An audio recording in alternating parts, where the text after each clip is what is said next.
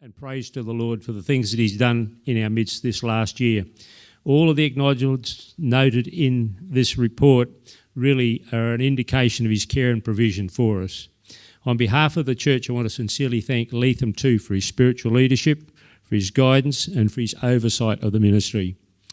Also, on behalf of the 4 elders of Kingaroy, I want to thank the congregation for trusting us as a team to lead you, to pray for you, to help you, to try and be, as it were, a bit of a guidance besides the pastor. We've humbly sought to do that, and it really is our prayer that you've been brought closer to Jesus through the ministry that's come from the leadership. Also want to highlight the work of the various teams across the church and individuals who fill specific roles. I'm not going to name you all today, that would take a long and I might miss. But I want to particularly just highlight the deacons and the deaconesses, those great teams, and the churches would not have functioned. The doors wouldn't be open without you. It wouldn't be clean and tidy, and the grounds and everything else that's done is just a real reflection of your dedication to the Lord. I want to just perhaps highlight a couple of the blessings that we've had this year. We've been blessed to welcome some new members and new attendees into the church this year and to witness professions of faith through baptism. That's been tremendous. So growth has been numeric, it's been spiritual, and it's been financial. And so that's a blessing all round. There's been times of sadness, of course, with the passing to the rest of some, but I think God's comfort has been tangibly felt. There's been an increased emphasis on prayer this year with the implementation of a prayer chain, which is functioning very well, thanks to the dedicated prayer warriors in the church. And there's always vacancies there. If you want to join the team, come see me. Weekly prayer meetings on Zoom have been inspirational for those who've participated. We've actually seen some numeric growth in those logging in on a Wednesday evening at 7:15. And we have seen some significant answers to prayer. God is indeed a prayer-hearing, prayer-answering, miracle-working God. Platform ministry, it's been a highlight with talent and musicians, and you've seen some of them this morning. That's been great. Local and guest speakers have faithfully opened God's Word each Sabbath to listening ears. With standalone topics and sermon series, truth has been faithfully taught from this platform. The topics that we've covered for the year, this is in the order that they've gone. We had My Story and His Story, which was testimony time for particularly newbies, and some of us have been from down south, so that was good. Then we had a Life After Death series. We had a series on Forgive, to be forgiven.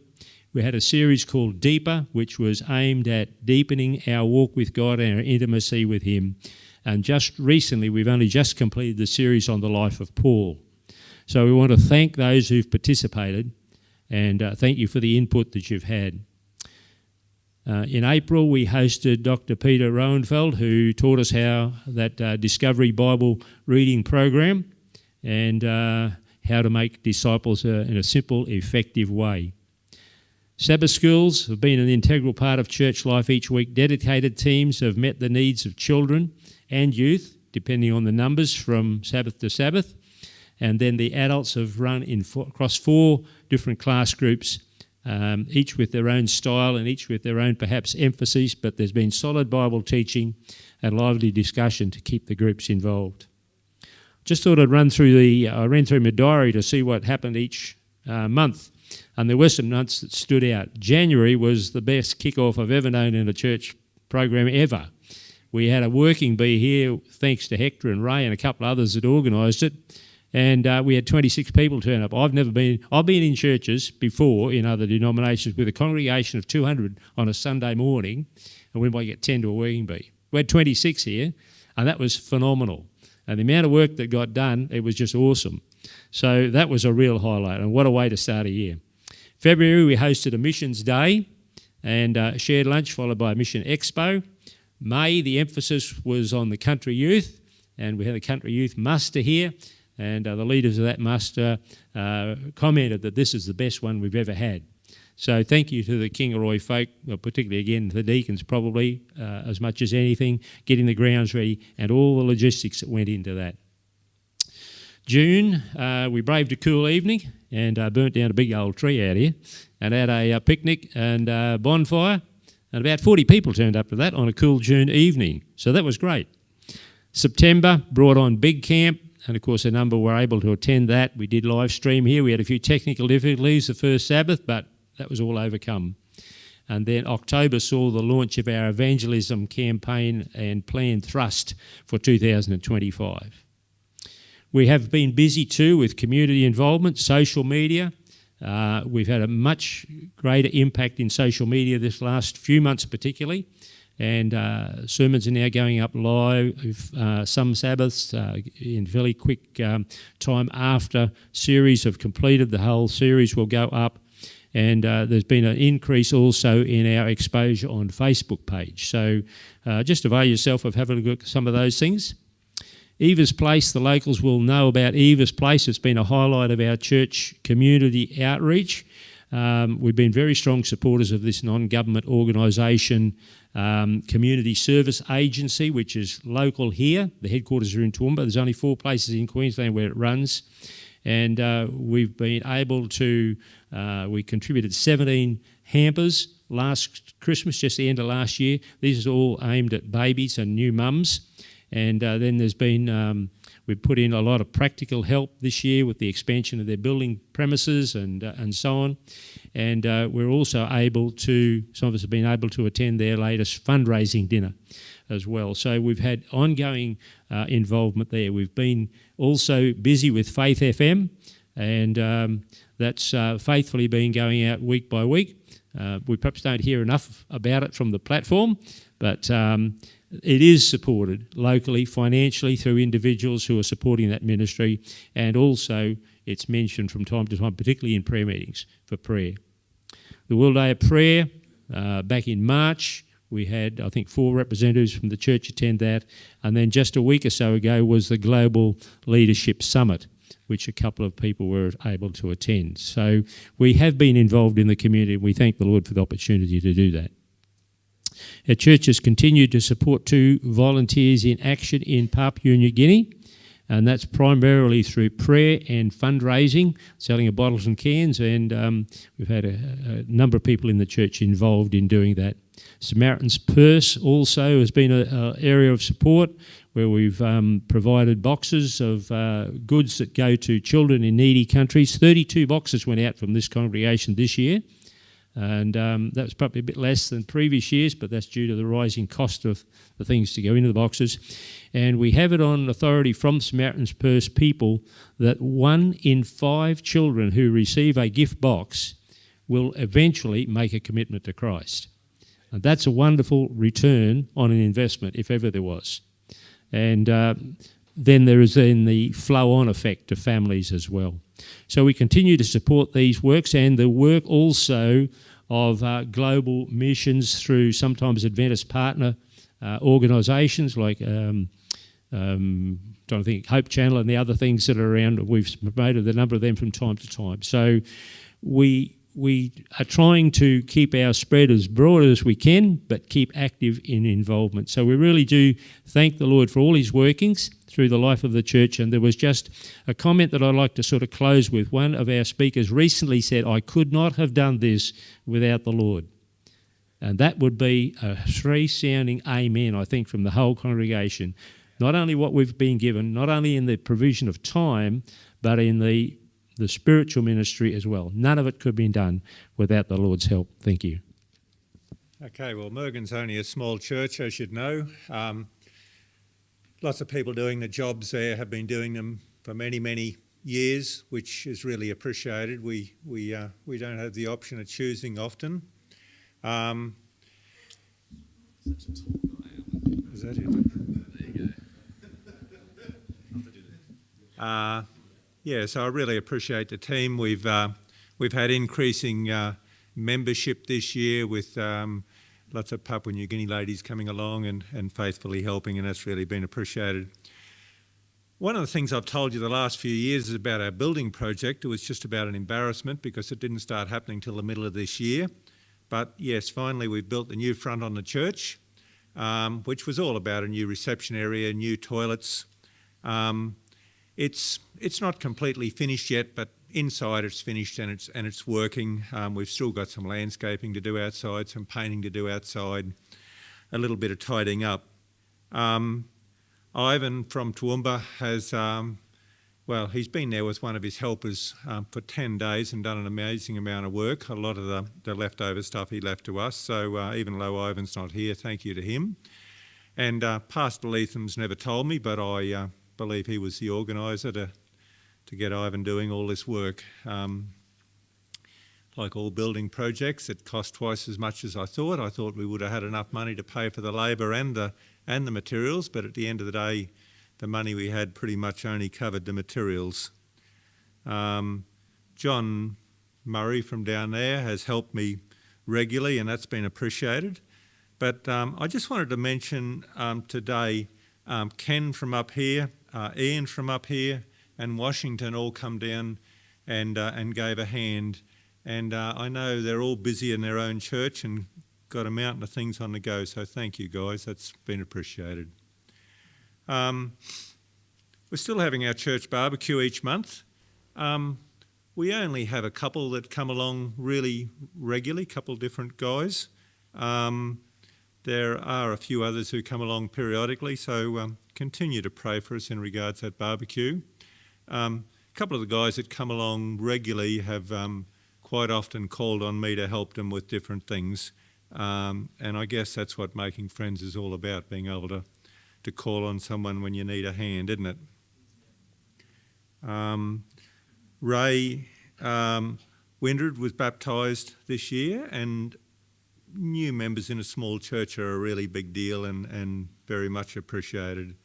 So it was good to have him. Luke Stanley from the conference is working. He's been up a couple of times. He's working with the church. This is in regards some ministry that some of the ladies are passionate about at Cherbourg. Some of them have been going to the AIM church at Cherbourg because I guess getting to know people out there, making friends, rubbing shoulders with fellow Christians is a really big deal. And we all need to be praying in regards to this one for guidance, for strength, and for Pastor to Luke as he guides there. So, yeah, that's there's probably lots of other things I could say, but that's the basics of what we've been doing, and we appreciate your help and your prayers. Thank you. Morning, church. Happy Sabbath. Beautiful weather we're having.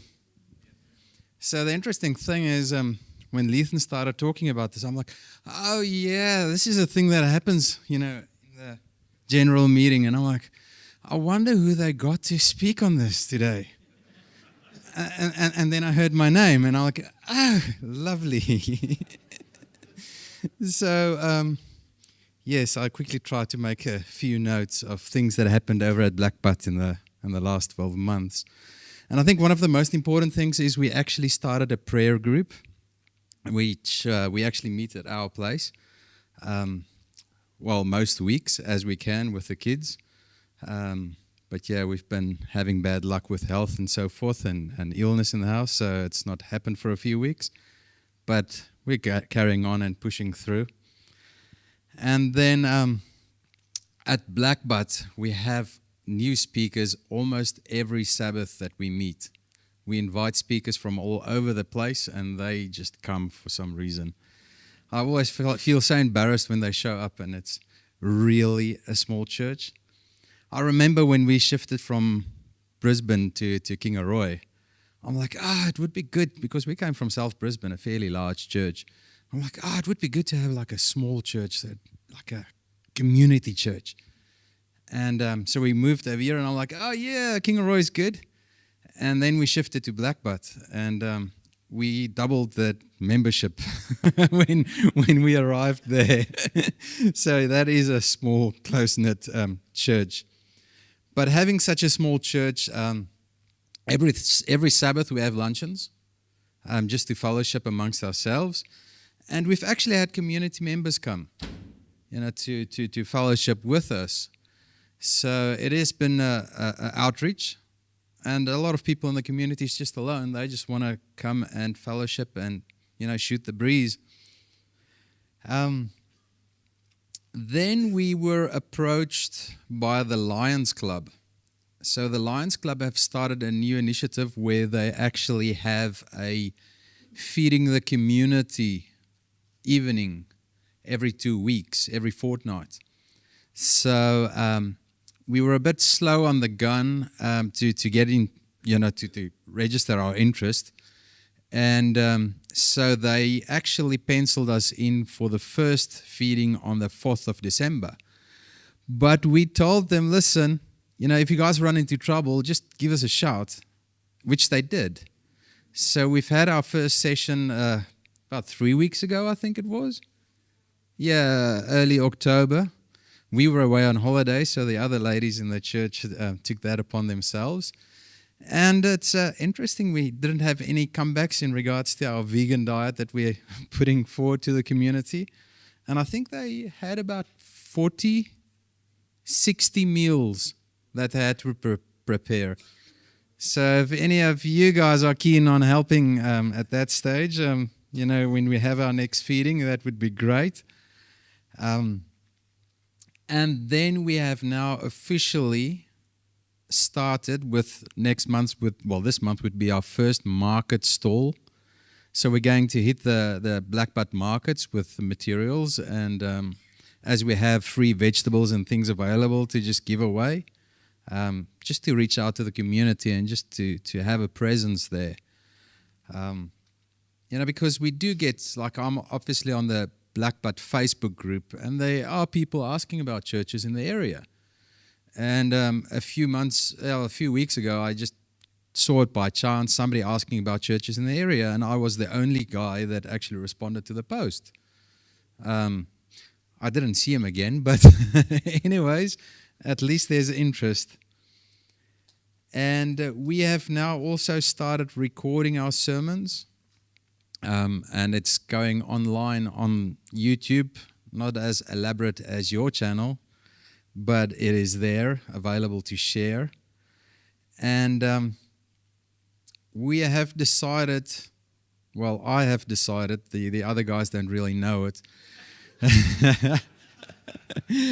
but when we shifted year, we went through a difficult time in regards to COVID and mandates and those kind of things. And somebody from this church actually reached out to me and told me, listen, do you play golf?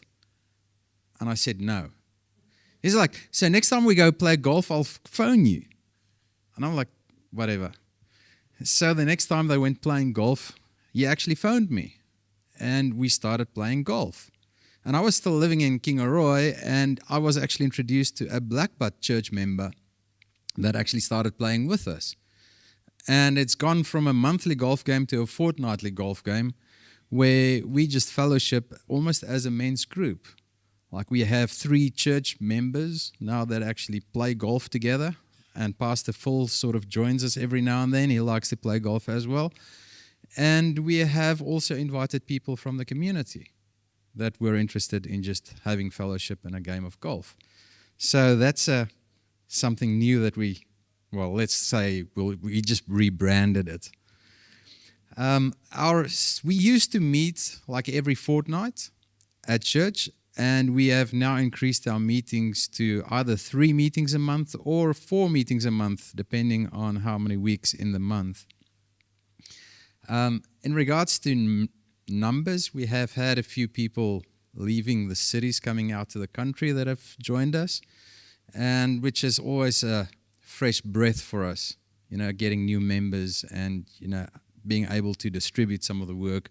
And with the new people, starting to attend, we are able to do the outreach that we are attending and trying to do. And I think the last point that I want to make, and it's actually almost an ongoing thing, and hats off to Pastor Phil because he actually drives it mostly. During COVID, I remember I had to do a sermon, and it was like one of these online sermons. And for some reason, I came across this cartoon. And it's like the earth, and then behind the earth is God and Satan. Or let's rather say God and the devil.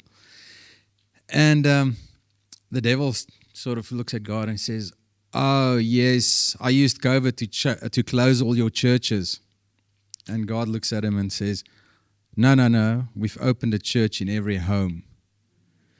And I just laughed at it and I thought, oh, yeah, we got you, Satan. But, looking back, I'm like, there was a bit of truth in Satan's point, because there's a lot of members that have not returned after COVID.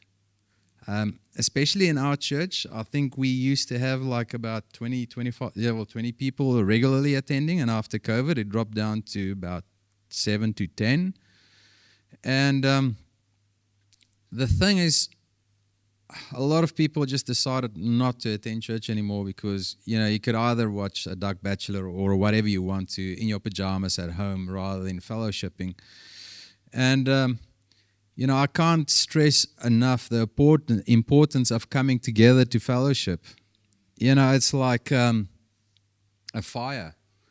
If you have the stumps all together, they burn hot, and the moment you start to distribute them, they sort of just doesn't burn that well anymore, and they just tend to wither and die away. So Pastor Phil has, throughout this time, taken the records out and whatever literature that we have to all the church members, trying to keep them together. And we've had some of them return and come from time to time, and I think that is just as important as getting new people in. But yeah, we would appreciate your prayers and then help with all our outreaches going forward in this coming year. And thank you for your time and happy Sabbath. Thank you. Yes, I've been told I'm getting a bit more stressed in my old age. Steph reminds me how many grey hairs I've got every time I see her in the morning, so it's a good way to wake up. Anyway, Pastor's report. Church, I'm not going to take up too much time because you've all heard the wonderful things that are happening in our churches, but some of you might know that as your pastor of this region, I get to do other forms of ministry in our community and represent our church well. So if we can go to that first slide there, Alex. This year I got to be the guest speaker at North Pine Christian College down there in Brisbane, and we got to speak to all the primary kids. And because I'm from the country, they asked me to wear my akubra even when I spoke. So if we go to the next photo, there's another good shot there as well. It was just such an incredible experience being able to speak to all these kids who were just so stoked to hear what you had to say each and every single day. And our theme was limitless, how God is limitless, and possibilities are just incredible when it comes to following God. So that was a really good thing. My kids want to join me. This year as well, I've actually been involved in our ministry fraternal, which is called the KDMA. Do you want to join? The KDMA, and this year I was actually voted president of the KDMA.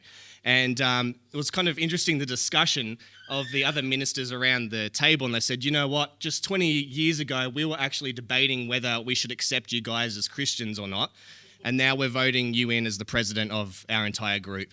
And so I praise the Lord for that, just being able to impact greater Christendom with who Adventists really are. If we go to the next photo as well, this is part of what we got to do last year, our Kingaroy community Christmas carols, and because of my involvement in that, I was able to get the Adventist group Endless Praise to sing. So we had an all-Adventist affair hosting for the Christmas carols there. It's also one again this year, and I'm happy to say this year because I'm the president, I'm actually going to be giving the Christmas message. So if you're keen to come along, sing some carols, hear another great sermon, you can come along to that. It's the first Sunday of December. Also, what we're building towards, church, this has been alluded to already, but next year is an exciting year because we are going to be having an evangelistic series. We've got Pastor Brendan Pratt coming to share with us there, and we're really hoping that all churches in our region just get behind it, start reaching out to your neighbours and your friends and building those relationships so when the time comes, when it comes to July and August, we can have a wonderful harvest ready to go for Brendan Pratt. So it's going to be happening here in Kingaroy. That's what's happening next year as well. And I am just really privileged to be part of those sorts of groups. I'm also part of the BMA, which is the Baramba Ministers Association. And sometimes they make funny comments like, oh, we turned on the radio the other day and we heard all this stuff talking about the Sabbath, and we thought, oh, what's this radio going on? Oh, it must be Lethan's church. So you never know how, as a pastor, you can impact other ministers, other churches, our council. And I want you to continue praying, church, because we are very fortunate to have a council, the South Burnett Council, who's receptive to Christianity still. In a lot of places, Christianity is being kicked out, the Bible's being tossed out, but they are still receptive to having Christianity presence in all of their meetings. We've got a very Christian-orientated mayor. So keep praying about that. Now, that's not the only thing that's happening next year, and this one is on a little bit of a different tone. But next year, there is going to be something new happening, and that is that the Fitzpatrick family are no longer going to be the ministers here in South Burnett. We've been called to go to Toowoomba. I'm going to be the chaplain of Darling Downs Adventist College, and this is a new ministry. This is a new challenge for me that I'm really excited to do, but it also leaves me with a bittersweet feeling in our mouth because we've been here for 6 strong years now, and many of you who are sitting here today have come since we've been here, and Steph and I really love this community, not just the churches, but the greater community, and we love rubbing shoulders and being amongst it.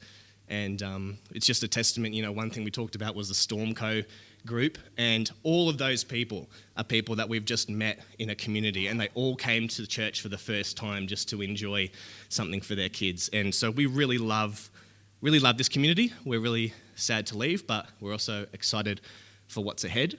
And I'm just trying to hold back my emotions a bit here, so just bear with me. I'm going to lose it.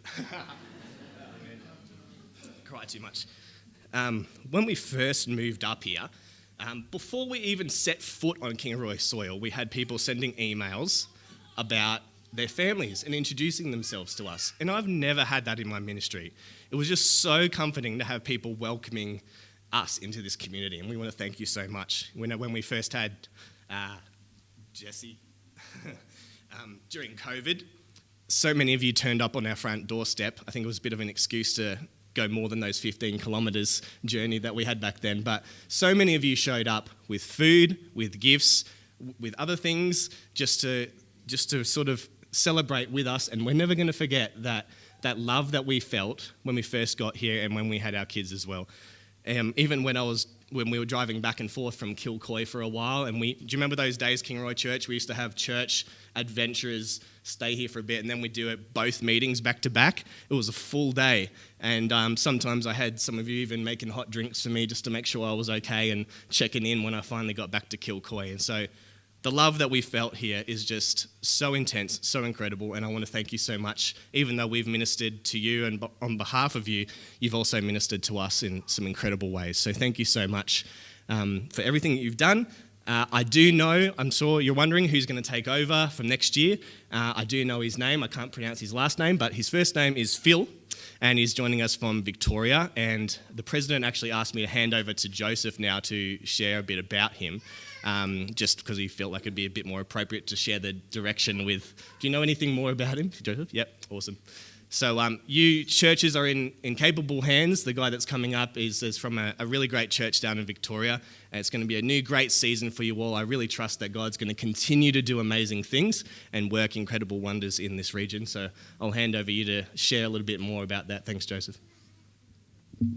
Yeah, and I also want to add my appreciation to the ministry of Lethan and Stephanie and the family here over the last 6 years. And it is always a mixed emotion time when you do accept a call like that. So thank you Lethan, and thank you church family. Thank you each and every one for the way that you have embraced the family. And I just wanted to, I guess, share the news that then this is fairly hot off the press, so it's just come through. It's not Phil, it's actually Paul.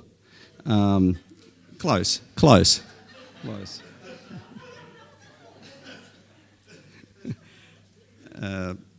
Paul Klein Muehlman.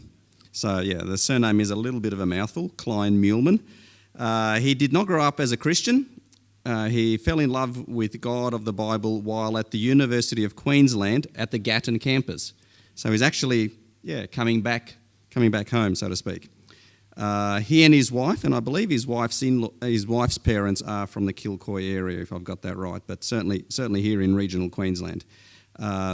He and his wife have since dedicated their lives to the church and have served God faithfully in ministry for the last 13 years, the first 8 in South New Zealand and the last 5 in Melbourne. Paul has a love for evangelism, pastoral ministry, and the fantastic power of prayer and the Holy Spirit. When not working, he loves to spend time with his family, gardening, hiking, and riding his midlife crisis of an adventure motorcycle. Paul and Marcella, or Marcel, I presume that's how it's probably best pronounced, Paul and Marcel, they have 4 children. His oldest, Hannah, 23, is staying in Melbourne, but Jessie, 21, Rachel, 17, and Joshua, 15, are keen to enjoy the warmth and sunshine of South Queensland again. They look forward to growing together with their church in commitment to the Lord's will. So, yeah, looking forward to Paul and family arriving in the new year and ministering here in the South Burnett. Thank you.